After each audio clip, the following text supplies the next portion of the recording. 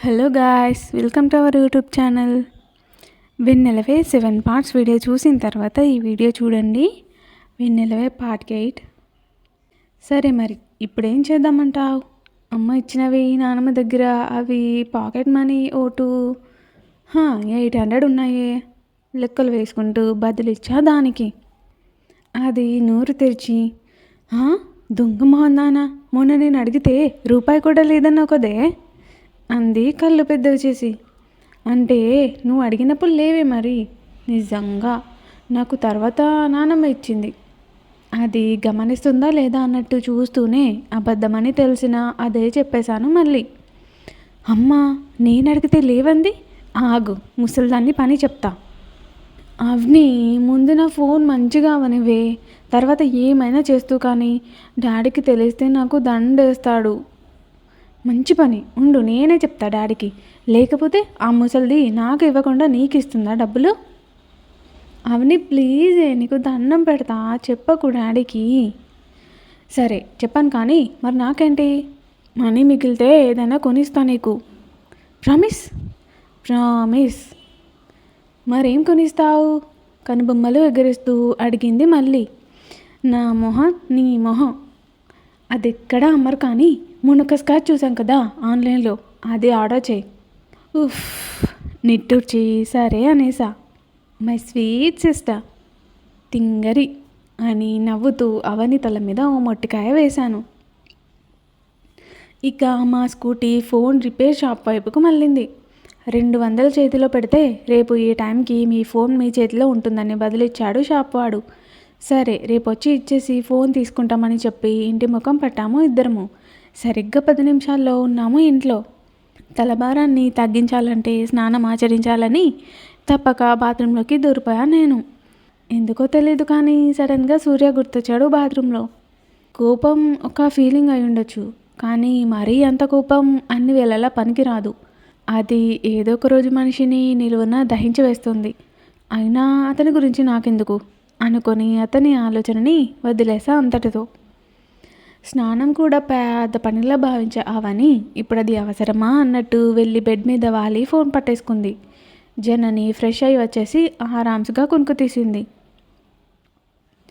సాయంత్రం 6 గంటలు కావస్తుండగా అవని అరుపు లాంటి పిలుపుతో లేచి కూర్చున్నా నేను. నాన్న వచ్చే టైం అయిందని అవని అరుపుకి సారాంశం. ఇక ఇద్దరం లేచి వెళ్ళి బుక్స్ పట్టి అమ్మ తెచ్చిచ్చిన స్నాక్స్ భుజిస్తూ సోఫాలో కూర్చుని బుక్స్ చదవటం మొదలుపెట్టాము. అప్పుడే వినబడ్డ కాలింగ్ బెల్ శబ్దానికి మరింత నటనలోకి దూరిపోయాము. అమ్మ స్నాక్స్ మేకింగ్లో బిజీగా ఉండి నన్ను వెళ్ళమంది. తప్పదు అనుకుని నేనే వచ్చి తలుపు తీసి షాక్ అయ్యాను నాన్నతో పాటున్న మరో వ్యక్తిని చూసి. ఇప్పుడు వీడెందుకు వచ్చాడన్నట్టు ఎక్స్ప్రెషన్ పెట్టి కదలకుండా నిలబడిపోయాను వాళ్ళకి అడ్డంగా.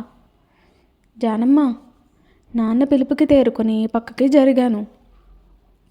నాన్నతో పాటు అతని కూడా లోపలికి వచ్చాడు. అతన్ని చూడగానే అవనిలో కూడా సేమ్ రియాక్షన్, వీడెందుకు వచ్చాడు ఇప్పుడు అన్నట్టు. నాన్న శివప్రసాద్ అతని వైపుకు చూసి కూర్చో విరాట్ అనగానే నా సైడ్ ఒకసారి చూసి కూర్చున్నాడు.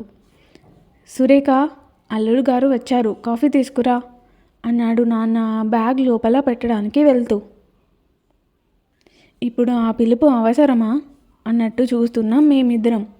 వాడు ఇంటికి రావడమే ఎక్కువ అంటే ఈ సోది ఇంకొకటి. మా చూపు అర్థమైన విరాట్ కనుబొమ్మలు ఎగరేశాడు ఇద్దరికి. ఇద్దరము చూపు తిప్పేశాము చిరాగ్గా. అతను నా వైపే చూస్తుంటే నేను నాకు అస్సలు పట్టనట్టు ఎటో చూస్తూ ఉండిపోయాను. కానీ నాకు తెలుస్తోంది వాడు నన్నే చూస్తున్నాడని. వెంటనే లేచి నాకు దగ్గరగా వచ్చి, ఫోన్ ఎందుకు లిఫ్ట్ చేయట్లేదు బేబీ? నీ కోసం కష్టపడి అన్నిసార్లు కాల్ చేస్తే నేను రావాలని అంత ఆతృతగా ఉందా అన్నాడు చెవి దగ్గరికి వచ్చి. నేను వెనక్కి జరుగుతుంటే అవని అతన్ని వెనక్కి నెట్టేస్తూ, జాను ఫోన్ పగిలిపోయింది అంది కోపంగా అతన్నే చూస్తూ. అయ్యో మరదల్, అంత పనైందా? ముందే చెప్పుంటే కొత్తది తీసుకొచ్చేవాడిని కదా అంటూనే నాన్న రావడం గమనించి ఏం తెలియనట్టు పోయి సోఫాలో కూర్చున్నాడు.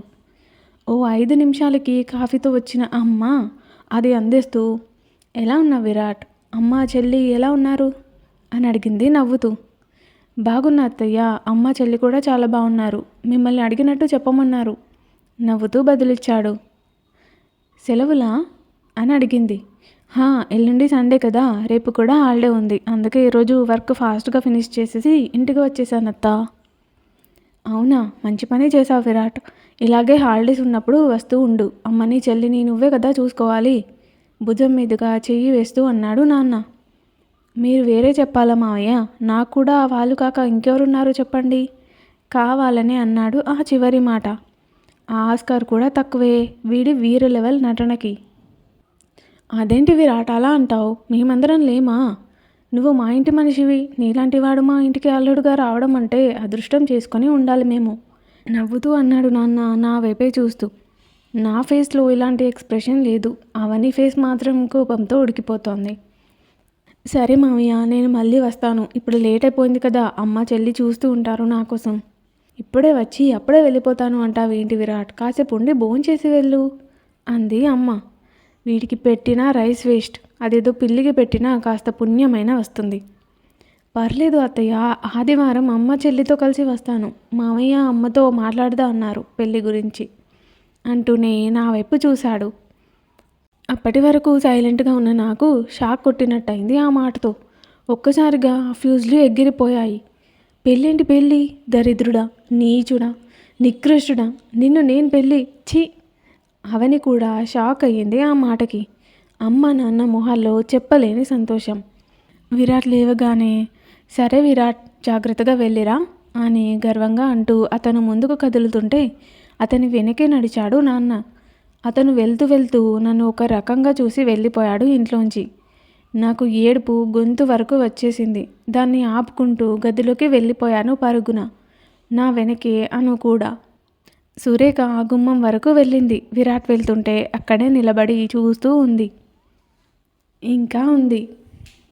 Thank you for watching guys. Story కనుక మీకు నచ్చినట్లయితే మన ఛానల్ని సబ్స్క్రైబ్ చేసుకొని బెల్ ఐకాన్ని ఆన్లో పెట్టుకోండి. అలాగే స్టోరీని లైక్ చేసి షేర్ చేసి కామెంట్ చేయడం మర్చిపోకండి.